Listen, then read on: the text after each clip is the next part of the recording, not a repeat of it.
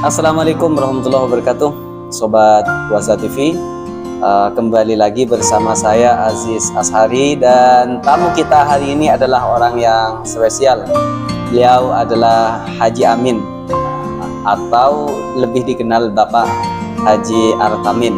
Dan saat ini beliau ini adalah dosen di IAIN Al-Khairat Pamekasan. Dan tentu beliau ini juga nyantri di Pondok Pesantren Mambaul Ulum Bata-Bata angkatan 1982 sampai tahun 99.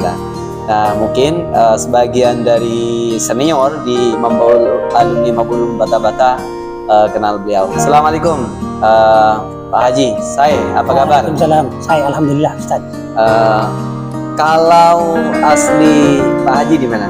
Saya aslinya itu memang kalau orang tua saya dari Pelengahan, tapi orang tua saya itu berkeluarga ke Sangker sana. Oh, Sangker. Iya, berarti di Gunangka itu.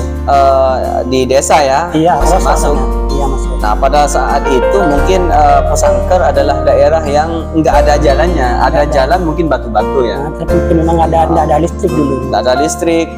Jadi tahun 80-an itu mungkin masih sangat desa ya. Iya, saya waktu pondok dulu itu kadang jalan kaki dari rumah saya ke jalan kaki. Bata-Bata. Ya. Lalu di mana kenal Pondok Pesantren Bata-Bata ini? Oh, kalau Pondok Pesantren Bata-Bata itu karena memang keluarga saya itu saudara-saudara saya memang dulu kalau anaknya itu di Pondok Bata-Bata semua.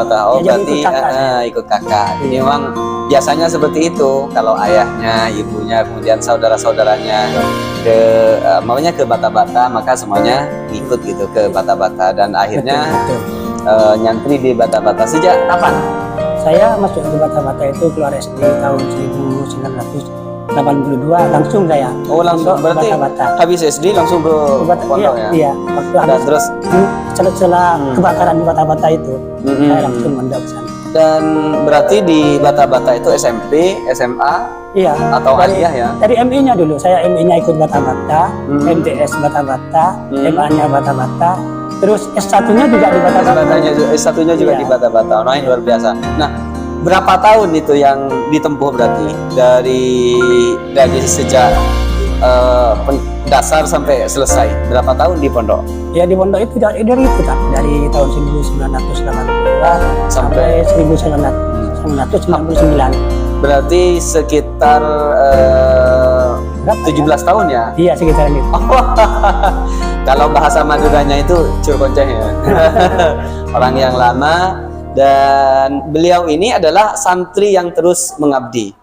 Dan setelah kuliah dari Bata-Bata, kemudian S2 juga.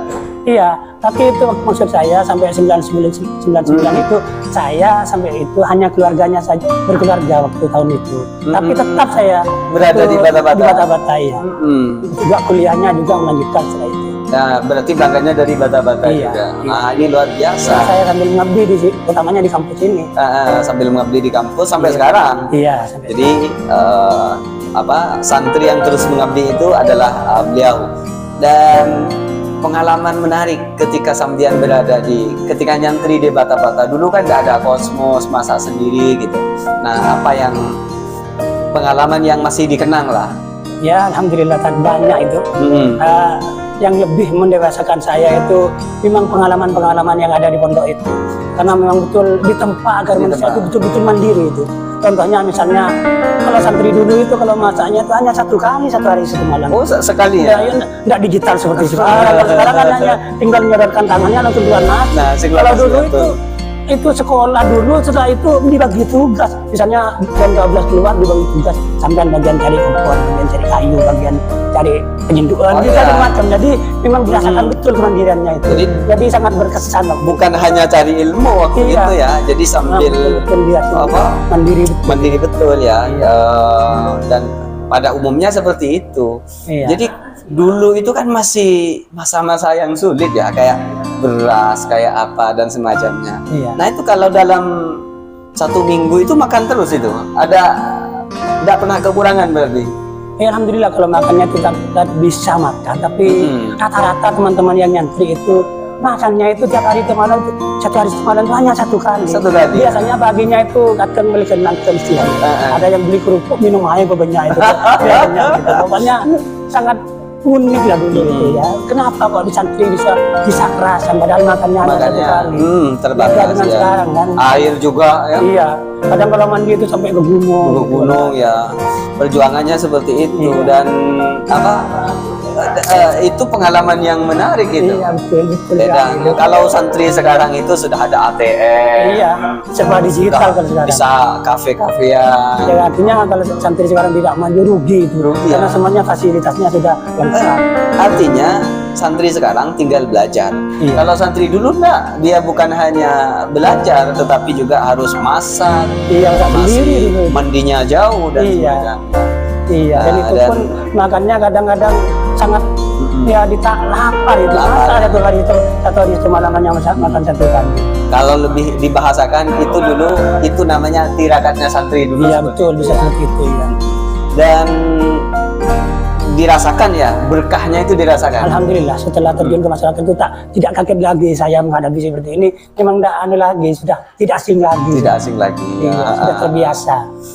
Berarti di Bata-Bata Sambian itu sudah dapat pengasuh itu berapa generasi? Saya di Bata-Bata alhamdulillah kan. Saya waktu 82 itu pengasuhnya memang almarhum kayak Ahmad Mahfud Sayyadi. Saya dengan beliau itu nyapo 4 tahun itu ya. 4 tahun. Baru setelah itu ada pergantian pemimpinan kayak Hamid itu. Ya, baru yang terakhir yang terakhir. Berarti ya sudah 3 generasi. 3 generasi Iya. beliau ini mulai dari nyantri sampai mengabdi gitu. Dan di Bata-Bata itu saya lebih pasnya bisa dikatakan kebulet karena saya ini sarangnya almarhum Rahasa gitu. Sarangnya almarhum Nyai Mukti. Kalau misalnya ada manten, saya tuh fotografernya. Saya di Bata-Bata fotografer dulu. Oh, driver. Iya. Bahasa sekarang itu santri kebulen gitu. Iya, iya. Artinya Terus, apa? Ya masih istilahnya membantu kegiatan pesantren ya. Termasuk ya menjadi driver kemudian. Iya. Selain driver ada lagi? Bukan driver, fotografer, tukang Oh, foto. fotografernya. Iya, fotografer saya.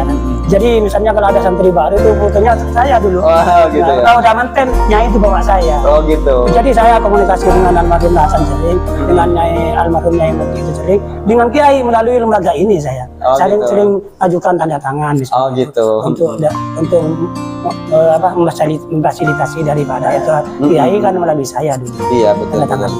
Jadi alhamdulillah. Dan yang paling berkesan setelah keluar dari pondok, yang paling ingin dikerjakan kembali itu apa gitu? Yang dulu itu membuat kita selalu ingat sesuatu di pondok itu apa? Ya pokoknya gini, intinya kalau ada di pondok itu sesuatu yang memang sekiranya dianggap remeh, itu ikuti saja. Misalnya ada organisasi apa, itu ikut saja di dalamnya. Karena kalau sudah ikut akan tertempa dengan sendirinya. Nanti kalau sudah terjun ke masyarakat akan dirasakan, ya akan terterjemahkan di masyarakat. Jadi kalau misalnya ada kegiatan apa saja di pondok, kalau bisa ikuti, misalnya ada kegiatan lomba pidato, melukis dan lain sebagainya, usahakan ikut ya. Karena nanti itu yang kalau jadi sudah pengalaman iya. berharganya. Contohnya saya dulu di pondok itu, karena saya tidak senang sebetulnya fotografer, tapi karena saya itu nakal gitu, MCS, beli kamera, karena saya ekonomi lemah, jadi sama orang tua diberi kamera, saya butuh kalau ngambil fotonya santri itu kalau kotaan Selasa Jumat, tahu-tahu keamanan kena saya Pak, di sekap saya diambil, kamera diambil, bisa dikembalikan kameranya asal bisa membantu kegiatan fotografer di pondok. Oh gitu ya. Berat tantangannya, saya terima itu, alhamdulillah saya sudah terima, saya belajar, ternyata belajar 1 bulan, yang jadi pimpinan fotografer itu orang tuanya wafat, meninggal, berhenti, termasuk langsung saya jadi penggantinya. Jadi penggantinya. Jadi manajernya saya. Akhirnya ada nilai plusnya ya. Iya, bisa sering makan gratis ya. Alhamdulillah. Dan juga setelah pulang menjadi mungkin barokahnya pondok. Oh gitu ya. Iya, karena jadi mata pencarian kalau sampai sekarang masih punya studio itu, fotografer. Studio itu masih ada.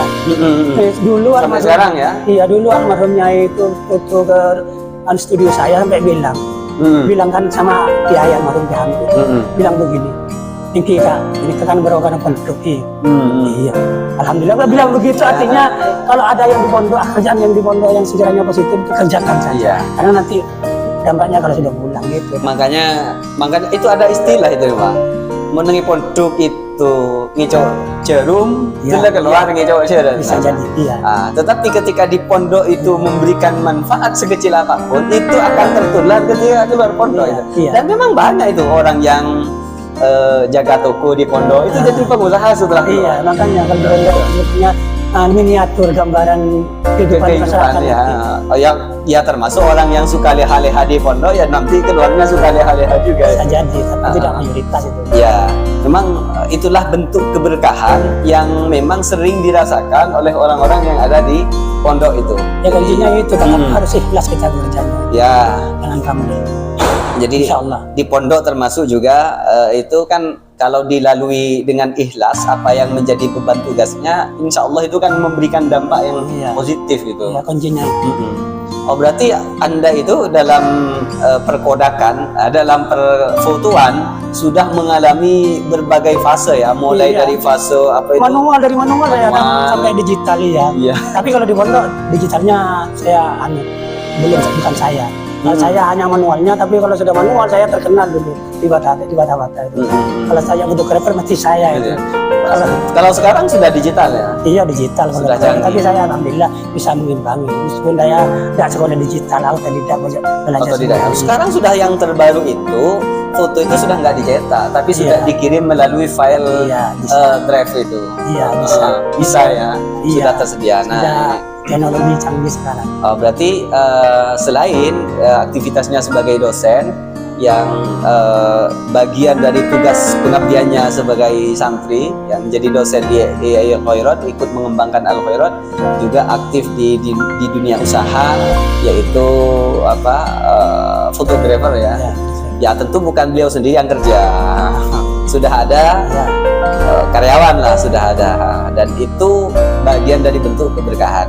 Nah tentu ini harus menjadi motivasi. Saran Anda kepada santri dan mahasiswa yang kuliah di IAI Al Khairat Pamekasan. Ya, ini untuk teman-teman yang kuliah atau santri, kita menuntut ilmu itu jangan cari target pekerjaan. Kita niatkan cari beribadah. Karena kalau sudah beribadah niatnya, kata Allah itu yarfa'illahu alladziina aamanu minkum walladziina utul ilma. Kalau sudah utul ilma kalian akan diangkat derajatnya. Jadi jangan jadikan target untuk cari pekerjaan. Ya, ini kan cari ibadah gitu saja. Kalau tetap semangat ya. Kalau pekerjaan nanti bisa mengikuti. Iya. Dan memang sekarang banyak orang yang bekerja tidak sesuai dengan jalur ilmu. Iya, termasuk sampean kan ngaji kitab, jadi fotografer. Dari jasa itu ngalih ke digital saya. Tapi yang paling penting adalah bukan pekerjaannya, tetapi mendapatkan kebaikan dari pekerjaan itu, mendapatkan nilai dari pekerjaan itu. Ya, disampaikan terima kasih dan mudah-mudahan ini menjadi inspirasi bagi kita semua.